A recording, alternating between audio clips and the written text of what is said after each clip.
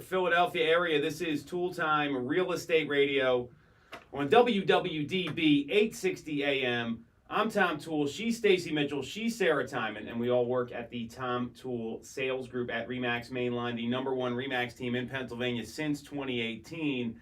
And if you get some value out of this, we're going to be talking about an interview with NAR President Kevin Sears. Apparently, he had to get his arm twisted to show up for this thing with the people over at BAM. Home Services settled a commission lawsuit, and so did Douglas Elliman for a drastic different amount, $250 million compared to just over $17 million. But first, we're going to be talking about how mortgage rates have kind of been hanging in the sevens, starting to move up a little bit. So if you get some value out of this, make sure to subscribe to the channel, hit the bell for notifications, and if you want to talk about how all of this affects your real estate needs, click on the link in the comments to schedule a call with one of these two ladies and professionals here. So how have your clients been reacting to mortgage rates? I mean, we're seeing sevens are kind of here to stay. Like 7% is like best case scenario, excellent credit, all that sort of stuff. And it doesn't look like they're going anywhere anytime soon. And if you look at the what's been happening just over the past week, and there's, the Federal Reserve has their Federal Open Markets Committee meeting on Wednesday, and the jobs report is coming on Friday. This could go one of two ways. What's been the market reaction so far? It seems like the market it's very funny, where it's either white hot or it's almost very cold, and there's really no in between because of these rates that we're seeing. I don't know if that's just me. I want to hear what you two are seeing in the field. Well, I have clients who were, since the interest rates were up last week, we looked at a particular home, and given the interest rates and the taxes on that particular property, it priced them out. So they couldn't even put an offer in. Yeah. And it was a really great property. So that was one of the first negative case studies that I experienced. Other than that, my other clients, they haven't really they haven't really touched on the interest rates at this point. So we're still looking, we're still out there doing showings, but either they haven't seen the home that they wanted to put an offer in, or when I sent over cost sheets, it just wasn't even a factor at that point because their motivation was much, more urgent. Yeah, I would say the same thing for clients who are motivated. I mean, obviously it's something that, they're gonna see that difference, but they'll adjust their offers, or they will, if you've got flexibility to move to maybe like some lower taxes or something like that. And then interestingly enough, I feel like I had a conversation with a client last week, as things were still up, and just because of the particular house that I was sending some information on, the taxes were lower. And I think because of all of the negativity that you hear just about buying in general, when I actually sent the numbers over to him, he was very pleasantly surprised. So That's always nice. I think that if you hear, like, if people are just assuming the worst when they actually get the numbers, it's like, oh, okay, I can do that. Yeah, this looks good. Wow. Right. Not Yeah. bad. Yeah. Well, that's where it's valuable to actually be able to communicate costs. Like, what's it going to cost you to get in? What's your monthly payment? What's it going to cost you from a cash lump sum perspective? Because a lot of agents, they rely on emotion and they rely on reaction to close things instead of data. And I'm clear we're going to be moving way off of that here as things continue to progress. Is that it's going to be really about having a knowledge base and understanding what's happening. So we've got these reports coming out, and we're seeing according to like House and Wire's Mortgage Rate Center, we're seeing the average 30-year fixed on conventional loans is coming in at like 7.5, and that's nationally. Locally, we're seeing about 7 1/8, and that's in a perfect scenario. So the economic data has been pretty solid. GDP growth looks good, and we've got jobs coming up. And the employment wage index the Fed uses shows good wage growth. So people are anticipating a more hawkish Fed at tomorrow's meeting. I don't think we're going to see rate cuts anytime soon. I think that's going to be a second half of the year thing, best case scenario. Even as we're seeing inventory grow a little bit, I think what we're in for, and you look at what's happening down in Florida and the rest of the Sun Belt states, Texas and Arizona specifically, they're seeing massive inventory growth there. Florida's seen a 56% increase in inventory this year because it's a very different market. And what happens in the South and happens in these warmer weather climates eventually comes north. So what that tells me is that I would anticipate we see inventory continuing to grow, just looking at the numbers from week over week. And Bright MLS does a really nice job putting together a weekly market report. And if you look at their weekly market report, just for the week ending April 28th, let me get back to it here, they're seeing that the same week last year, we're seeing a bump in inventory of 5.8%. And then they go into the Philadelphia metro and some other local places here, but that's 5.8% is what we're seeing for the entire Bright MLS, which is more of a northeastern market. And then if you look at where we were compared to last week, it's 1.9%, and that's again a bump in inventory. I'm clear that's going to continue. I don't see that stopping, even as prices continue to rise. I mean, the median price point's is up 7.3% compared to this time last year for the entire Bright MLS as well. So, yeah, it sounds like some people are very sensitive to this. Others are just still moving ahead. Were you in like a high tax area that they were looking at, Stacy? I'm kind of curious about this because that doesn't make a difference depending on where you are. Well, overall, it's really house dependent in this market that we're looking at. Mm-hmm. So, some of the houses we looked at, the taxes, were in like 3,500 or 4,000. This particular house, it was 6,700. Yeah. Wasn't necessarily that the house was in a majorly different price point. It was a very similar price point. It's just that difference in taxes plus the difference in the interest rate, it pushed them over what they were comfortable with their monthly payment. Yeah. So we just couldn't even entertain it, unfortunately. Yeah, it was a great house. So where do those folks go from here? Are they pulling out? Are they looking at other areas? Because this is the advice real estate agents need to be giving, and this is what clients need to hear is, okay, this didn't work. What's next? How do you keep people moving ahead? Because that's the challenge for a lot of home buyers right now, and really home sellers if they're looking to buy something. Well, it didn't deter them. They just realized, okay, this is just not going to be the one. It would just be too uncomfortable. But the search continues. Let's keep looking. Let's keep getting out there. Check the inventory, and they're on board with it because they do have real motivation. They want to buy. Yeah. Interesting. So, with that, I mean, and Sarah, you have people that are those people also motivated? They're just moving ahead and it doesn't seem to be bothering them? Or, I think this is so fascinating how different clients are reacting in different ways here because this is not going to go away. And I think some people are just getting used to it at this point.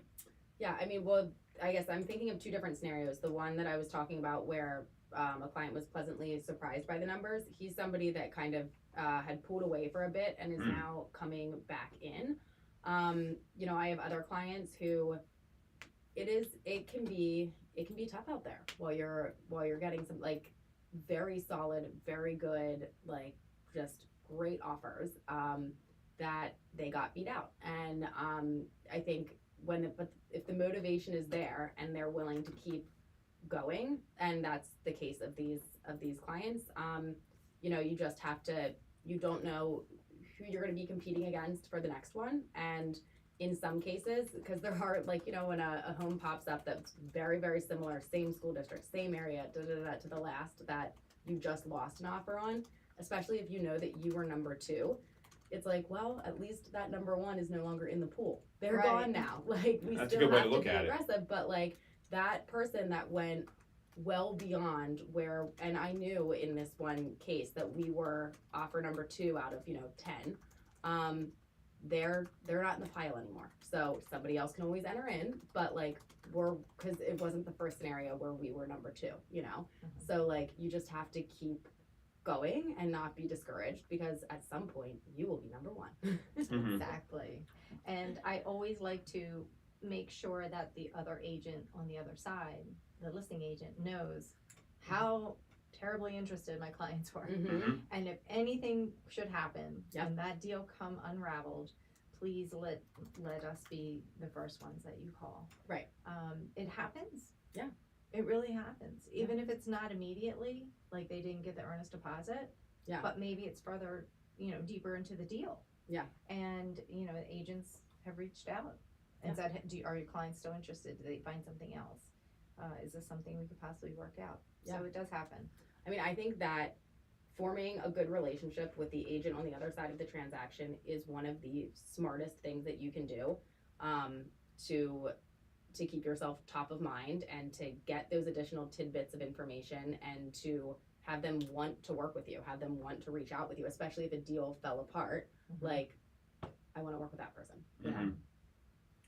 Well, and I think what you're talking about there, Sarah, and you're really good at this, is keeping people moving ahead and staying positive, because the negativity that comes out of people's mouths and the body language and the tonality, it can really crush any hope here, because as much as we want to sit here and look at all these stats and analyze everything, buying and selling real estate is a very emotional thing for a lot of people, and if you can't keep them moving forward and you're not able to, you know, deal with a setback, you know, as an agent, you're hurting your clients, because that's what they're hiring you to do. And so many agents get like so emotionally invested, they can't detach from the outcome. They're screaming and yelling on the phone.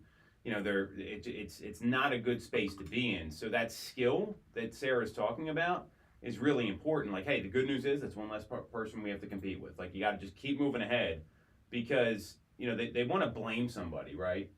Mm-hmm. Everyone here got blamed for someone losing out on a house because they didn't take your advice, besides me. Yeah. Or blamed for a decision someone else made that you advised against and it worked out exactly how you told them it would.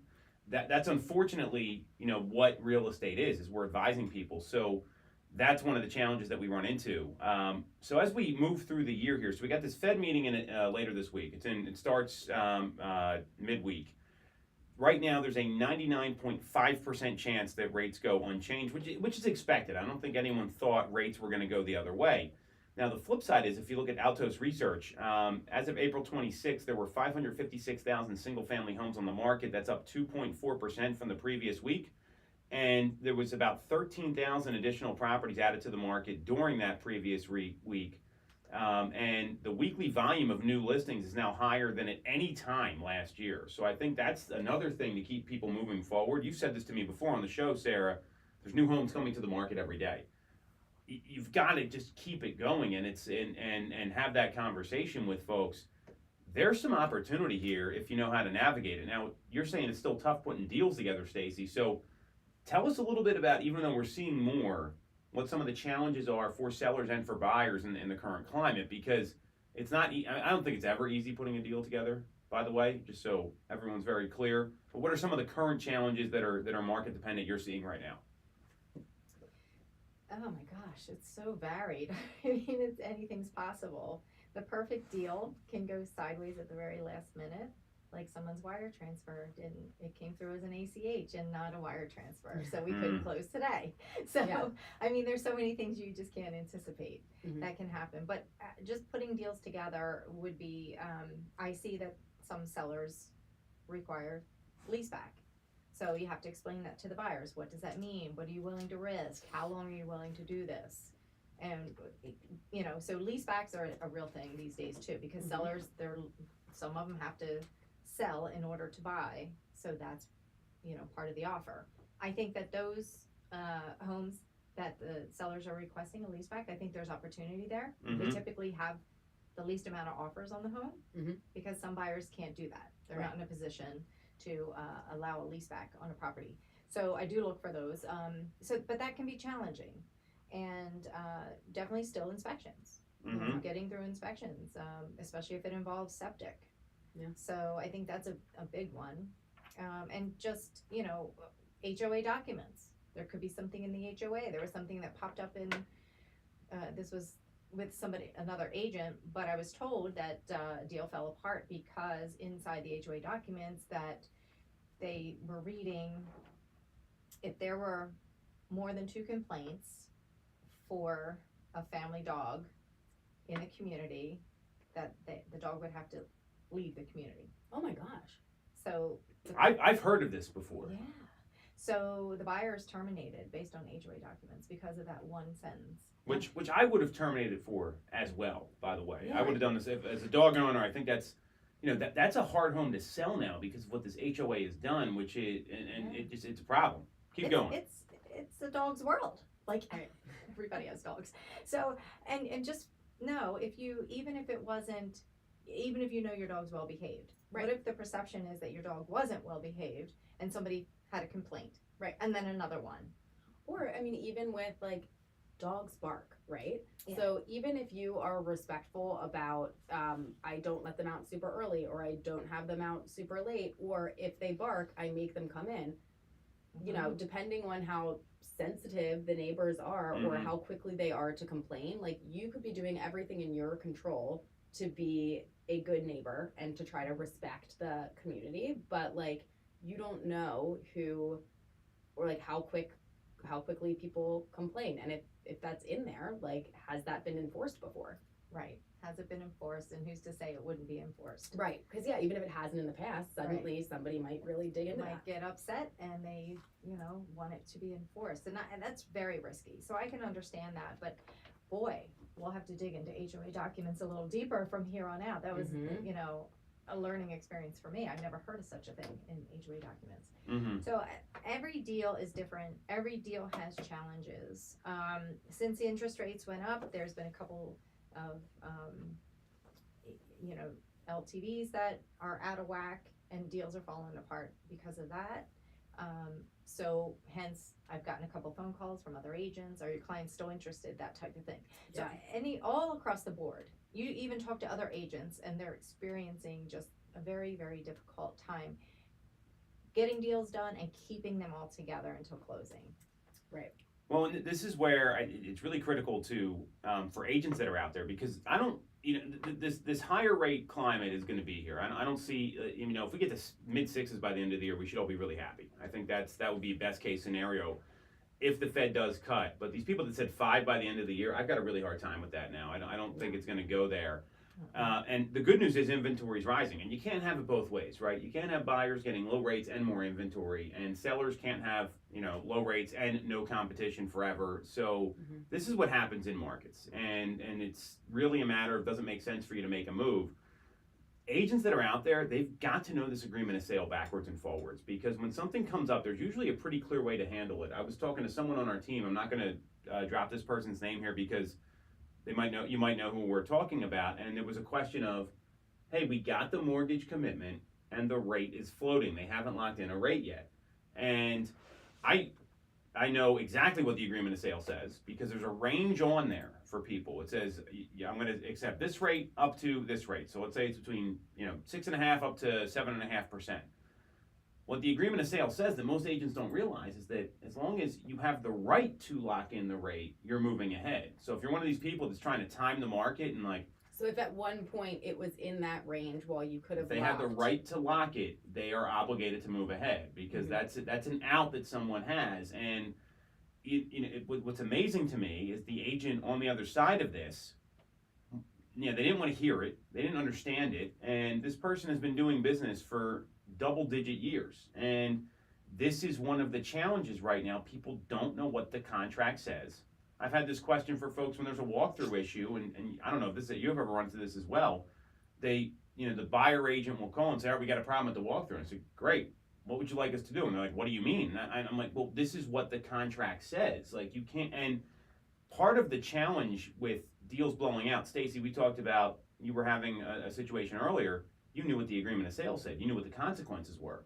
When agents don't know that, they just think their clients can get out for whatever reason they want. And there is a contract that is in place here that's the same contract every single time. So you have no excuse not to know this. We're not writing new agreements. This isn't another state. And that knowledge will keep your transactions together because you head it off before it even gets to the other party. And that's a big problem with real estate agents in every single state in the country. It's not just Pennsylvania. Yeah, and to your point about what potentially what almost happened, my client really wanted me to go to the other side and explain the situation. And I knew well enough that these things are very emotional, and you know, we have to just keep a business. And we have to explain contractually what this means. Yeah.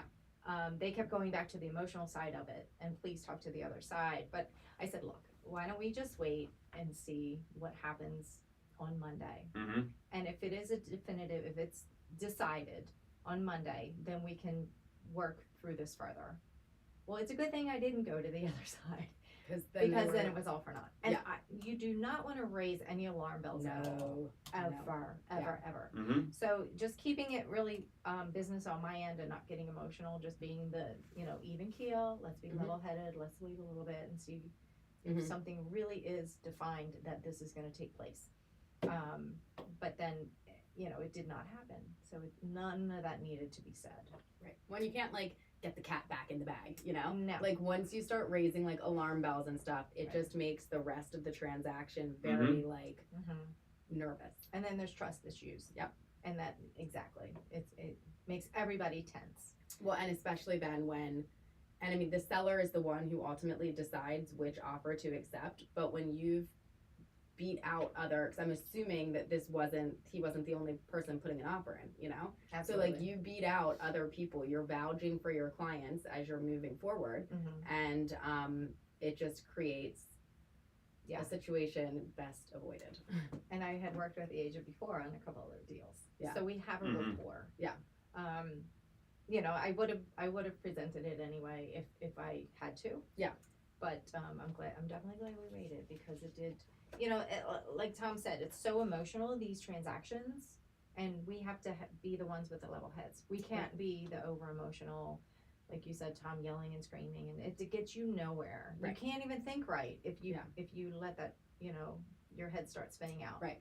It is kind of like an interesting balance though of, some piece of information comes to your attention and you want to handle things right away so that stuff doesn't pile up or you knew about this for how many days, but also being let's take a breather because just getting a piece of information and then immediately screaming fire doesn't make things go better. So it is a little bit of a balancing act of staying on top of things, staying true to time frames and not tying things up, but also giving a little bit of room for some emotions to, even out. Yes. But you got to know your time frames, right? Yes. You can't force these answers. You can't when you start to become that pain in the butt agent on the other side, people don't want to work with you. So when things are volatile like they are, and it's hard enough putting sales together, given that rates are back over 7, and we're seeing inventory rise, which is creating more indecision for buyers in a lot of cases. I think that might be one of the challenges you're seeing, Stacy.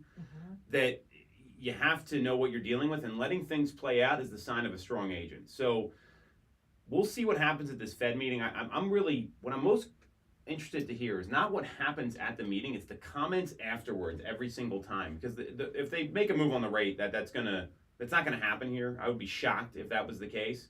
When they make a move on the rate, that kind of precursors everything. You know what's going on. It's the language afterwards is what you need to be mindful of here. So I'll be very curious to see what the comments are, and if real estate and housing is even mentioned by Jerome Powell when he wraps things up later this week. So we're going to take a quick break. We're going to come back and talk about this Kevin Sears, president of NAR, National Association of Realtors interview with Byron Lazine over at Now BAM. We're also going to be talking about this home services settlement as well as Douglas Elliman and where things go from here with NAR and the commission lawsuits. And that'll be next on Toole Time Real Estate Radio on WWDB 860 AM. The best local mortgage service and great rates on your money? Look no further than Mortgage America. We've been operating in the greater Philadelphia area for 40 years with a focus on smooth, easy access to home purchasing. Whether you're a first-time buyer, upsizing or downsizing, or just refinancing, we have programs for you. We also have closing cost assistance programs and access to subsidized interest rates. Pre-approval is free, no costs or commitments. To learn more, visit our website at mymortgageamerica.com. Or give us a call at 610-439-8000. We always have a person available to take your call with around-the-clock human service. Purchase your home with the personalized, local service you find at Mortgage America. The Tom Toole Sales Group is the #1 RE/MAX team in Pennsylvania with over $165 million in volume for 2021. I'm Tom Toole, and our team has achieved that kind of success by being a great place to work with and to work for. I just kept telling No you one that, knows Greater Philly better than we do. per the We know contract. real estate, but more importantly, we're real people. We hire the best agents and we give them all the tools to succeed. Even our brand new agents sell 17 to not 24 like- homes a year I mean, I do because see our how team it's delivers the something best really experience in real estate. But, like, just Teams because now deliver a you better experience than could individuals, go and we're a top 1% real estate better team in the off country. closing and then We call it listing and AAA selling. service. Yeah. We're your advocate, Not gonna ally, lose- and you might advisor. lose some in Because your, this you isn't know, a your transfer transaction to us, taxes and it's a whatever, relationship. but you're not gonna If lose you're money. buying or selling a home, call the Tom Toole Sales Group at REMAX main line at 610-692-6976 or visit tomtoole.com. That's tomtoole.com. Sell your home for more, and remember the real estate golden rule. You always get more when you work with Tom Toole. When you're getting a mortgage, you shouldn't have to sacrifice great service just to get a great rate. At Mortgage America, we've been lending with this philosophy for over 35 years. We have access to great low rates without the complications and delays of big or online banks. We're a local, Pennsylvania. 30 seconds. As PHFA's #1 lender, we specialize in all residential mortgage programs, including first-time buyer programs and low down payment options. For your free pre-approval, call us at 610-439-8000 or apply online at mymortgageamerica.com. Have you considered a career in real estate? Do you want 10 seconds. Whether you have a license or not, call us today at 610-692-6976 or visit tomtoole.com. Join our team, the Tom Toole Coming back live. Time.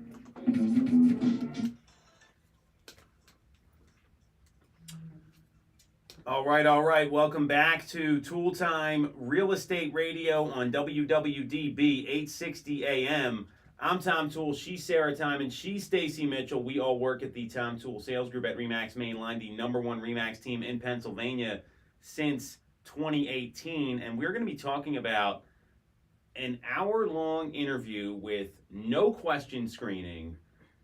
Not one of these NAR's got to approve all the questions, with NAR President Kevin Sears. And we also have some news on Berkshire Hathaway, parent company Home Services, and Douglas Elliman settling the commission lawsuit case, which happened the end of last week. So where do you two want to start? Do you want to talk about the settlement, or do you want to talk about the interview with Kevin Sears? I'm good with either. Thanks for the feedback. All right, so the NAR interview, NAR President Kevin Sears. So I listened to the whole thing. I know I sent this to you guys today to take a listen to, and this was at the T3 conference from T360. They're one of these real estate data firms, Stefan Swanpoel's company. And there's all kinds of CEOs that show up at this thing. I've gone to it in the past. You got like Rich Barton from Zillow, Kevin Sears, Mauricio was there from the agency, which I was kind of surprised about. And these people are like all like taking notes, and it's very interesting. So Byron was able to get Kevin Sears to do an interview with some arm twisting from Jared James, who's a real estate coach. He didn't want to do it originally. And what I would, first things first, I want to give him credit for sitting down with them, because there is no way any of these other CEOs would have sat down and done it with NAR. I also know a very prominent CEO who would not sit down for an interview with Byron, even though people from the company have in the past. I thought that was a bad move. I'm not going to share the name of the company. So I like that Kevin Sears sat down and chatted with him. And I listened to the whole thing. I mean, did you guys get a chance to listen to this, or? Just snippets. Okay, so the big takeaways I had from this were he was a little surprised about the questions about the $45 million marketing budget, and the as well as the the questions about staff salaries. He kind of deflected those, but they didn't screen any questions. And what I found pretty interesting was that for the most part, he did mention there's kind of a he's been working for NAR longer than he's been a real estate agent. And he's been doing these like on the road updates and talking about what's going on. So the first thing was decision making with NAR, and they talked about how there's the current interim CEO Nakia Wright, and who's doing what, because I think that's a big question. So apparently the CEO Nakia Wright is in charge of the staff, plain and simple. She handles the staff issues.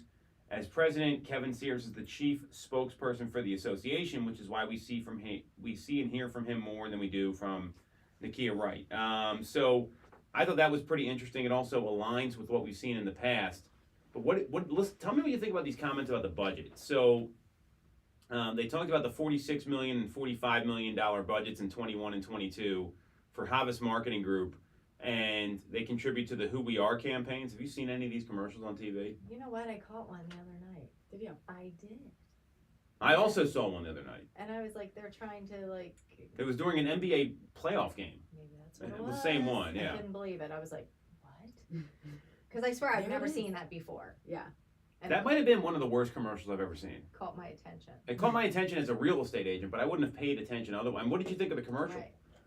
Well, I think I was just more surprised to see it. Like, oh my gosh, they're trying to fix their reputation was my first thought. Right? They're trying to Mhm. repair, make amends, or trying to, you know, dust off all that negativity. Right. I think that was my first thought.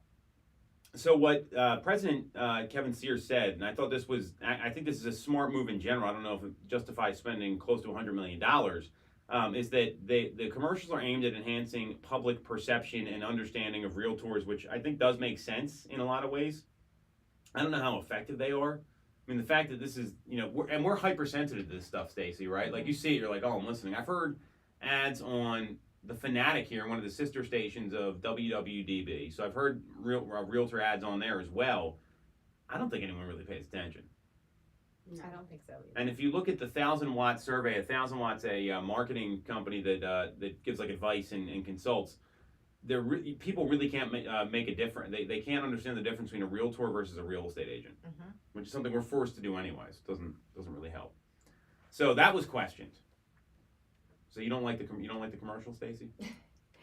I think that the money could be spent better elsewhere because That I agree honestly, it's like people don't know the difference. Right. They're like, realtor, what's that? You know, as what? As opposed to an agent that's at Remax or one's at a Compass or whatever. You know what I Right. mean? They don't. There's no difference. Nothing to differentiate between all of that. Right. And I don't know that the general public really cares. I agree, 100%. Even if you spend the money to get the point across, like Right. I don't think they They care. don't care. They want an agent. They want somebody to help them through the process. That's it. Yeah. You know, somebody knowledgeable, somebody that's going to help them through and have success. Right. You know, I don't think that. Oh, have you ever been asked if you were part of NAR? No. If you're a realtor, No. have you been asked that? But the problem is we have the tie-in. We don't have Right. you want We MLS don't have a access, you have to be a realtor. Right. So everybody in this area is anyway. Yeah, you Yeah. have so what's to do the it. difference? It just always makes me think of like there's like a Modern Family clip that it just like always makes me think of. I'm a realtor. But Mm-hmm. So I tend to agree with you on that one. So I think that's we're all on the same page there. Then they talked about like where the dues go. I'll come to the staff salaries in a second here. So one of the things that I do believe NAR has served people better with is advocacy in Washington, D.C. So NAR's got a very clear advocacy effort aimed to influence policy beneficial to the real estate sector. And they do have a team in place in D.C. with Shannon McGon. She's the senior vice president, the chief advocacy officer. And, you know, unfortunately, Washington, D.C. is all about relationships, as we know. So there are legislative meetings coming up in D.C., and there's two main focuses: tax incentives for home and property ownership, and equal access to professional representation for all consumers and protecting fair housing. That's fine. I don't have any issue with that. I think you do need advocacy there. I mean, that's one thing where they're like, so Sarah, you had to get a door knocking permit, correct? yes. So that's your NAR dues at work, because most people cannot canvass door to door. You're not allowed to do that. That's a usual. I mean, if you look at the township, it was Lower Merion Township, right?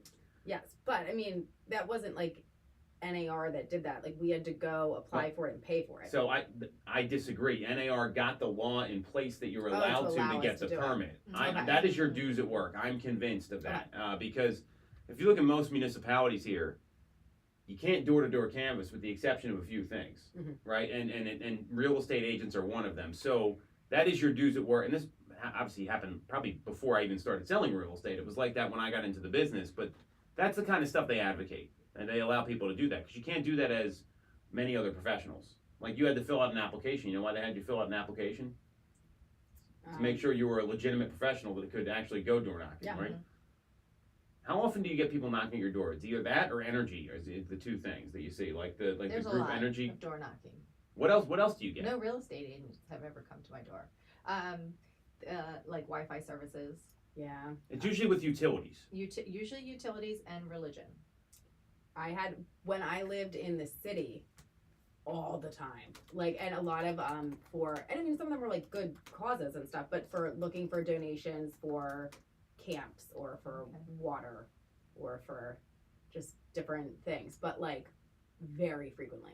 Oh, I had a little Girl Scout knock for cookies. Oh, well, that's a fun one. Well, that's It was that's great. totally different. Yeah, I Yes. bought from her, of course. Yeah. Sucker. Well, now I have a very long driveway, so I feel like there Oh. may be people that Yeah. like would be like, I'm not going down there. But other than that, yeah, they're the two It main is. ones. It's utilities or maybe like lawn care. I feel like that's maybe come before. No, I Okay, no, I don't I think mean- you can do that. They usually drop off something to you. Oh, So And here's flyers. Gotcha. Lower Merion Township. This is the township code, right? And it talks about canvassing and soliciting. And we'll get back to the Kevin Sears interview in a second here. It says the sale of goods, services, merchandise, including but not limited to magazine subscriptions or other printed material, or the obtaining of contracts for home and building devices, repairs, improvements, or services upon residential premises, upon any street, etc.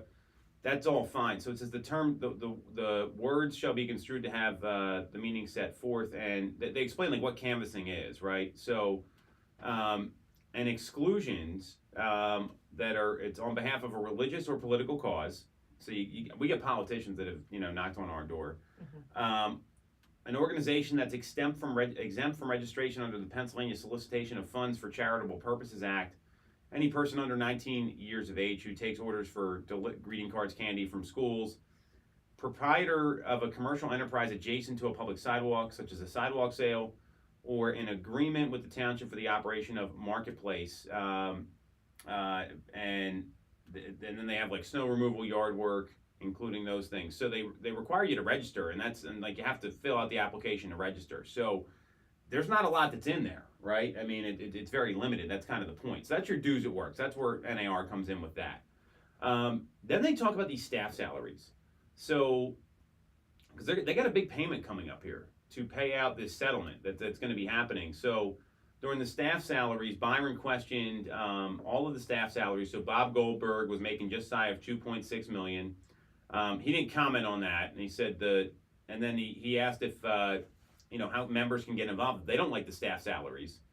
And this is what he said. And then I want to get into some agent reactions. The way the members have the conversation, we have a finance committee. We submit a budget to the board of directors, and in that budget, there is money earmarked for the staff to pay them for their professional work that they do to care for our association and good jobs that they do. What I'll tell you is the professional staff that we have definitely earn their paycheck and represent us well. So he's basically saying you want to get involved if you want to have a say, which I think is part of the problem here. So, and they've got this big payment coming out with the $418 million that's coming due, and they said dues aren't going up for the next 2 years. I found that to be pretty interesting. So here's what the agent responses were, and tell me what you think of these, and then we can get into these settlements. We got about 10 minutes left here, not even. So a lot of credit to Byron for getting them on. Tell me what you think of this comment. Love that Kevin was up for the conversation, but I think his story shows my issue with NAR. Newer agents and agents my age see the committees and boards and see it as a bloated, inefficient bureaucracy. The idea we should participate in the broken system shows a lack of understanding. What we want to see is NAR tearing down the bureaucracy and building an association for the future, something with vision beyond the R. Everything is reactionary, but there's a severe lack of vision. What do you think about that? Yeah, I mean, they have a point there. What is different internally with the company, with NAR? What are they going to be advocating differently? There was 2 points that you said, Tom, that they're going to be discussing it with Congress. And what was it? Tax savings for buyers And access to fair housing. and access to fair housing. Okay, we've done that over and over and over again, right? Mm-hmm. What's new? What's new and creative and cutting edge and different? Especially with everything that's going on, they're kind of like still in the Just past. using the same playbook. Right. So and I agree. It's like, well, what has really been totally reshaped within the organization? Seems like it's all the same.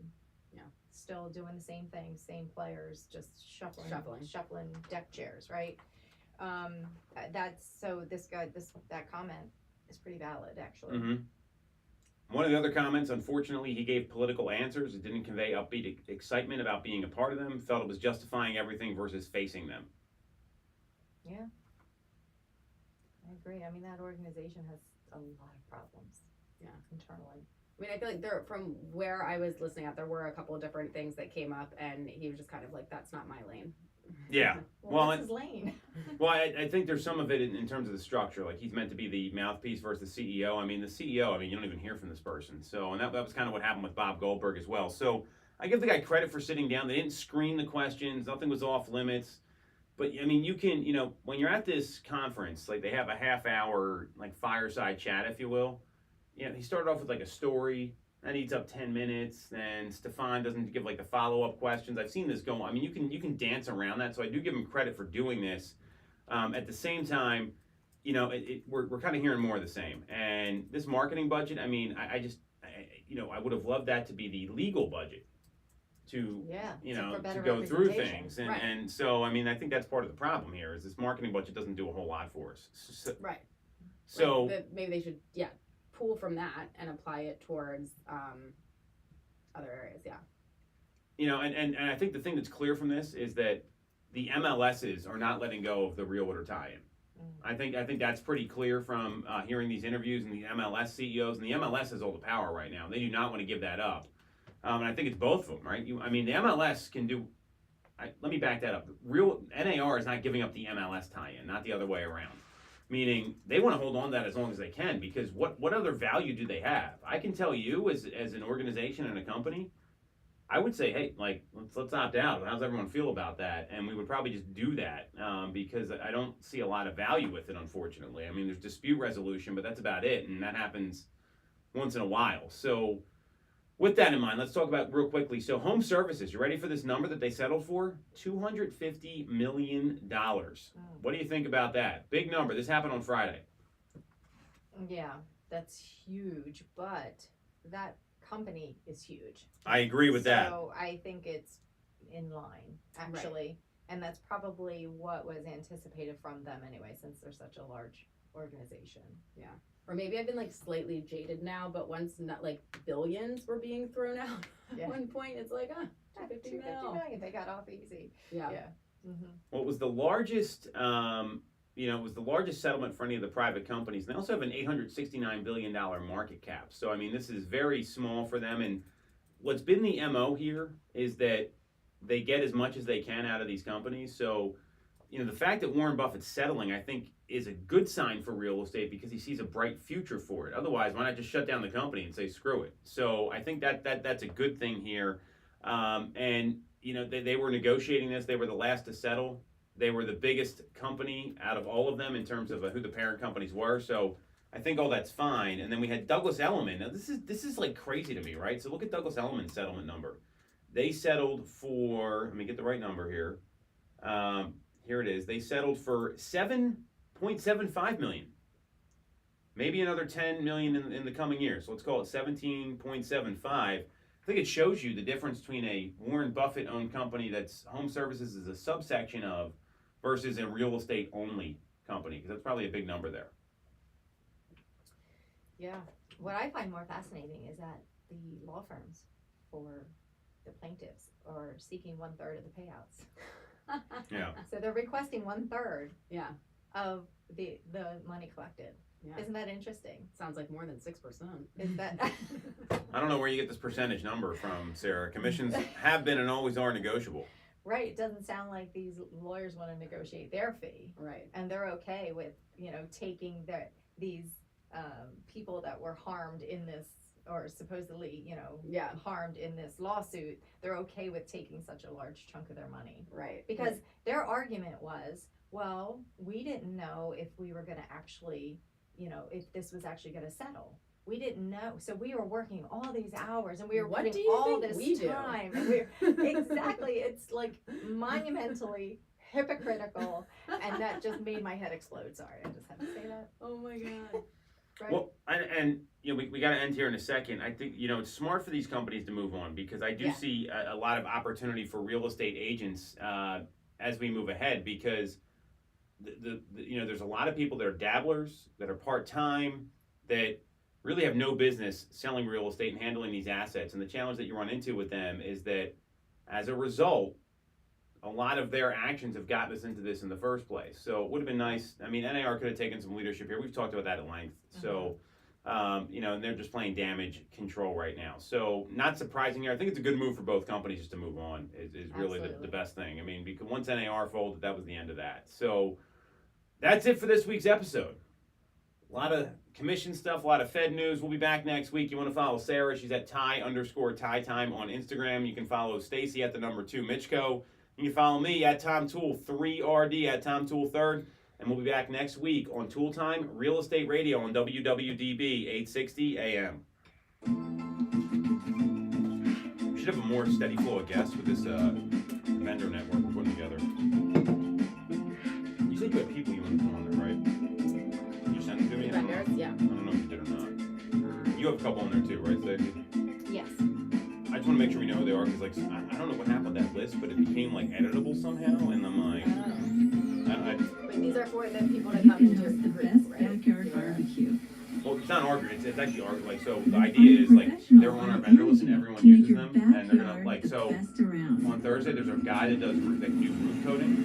Roof comes off. Connect with skilled You ever have someone have to get a roof professionals done? at all your home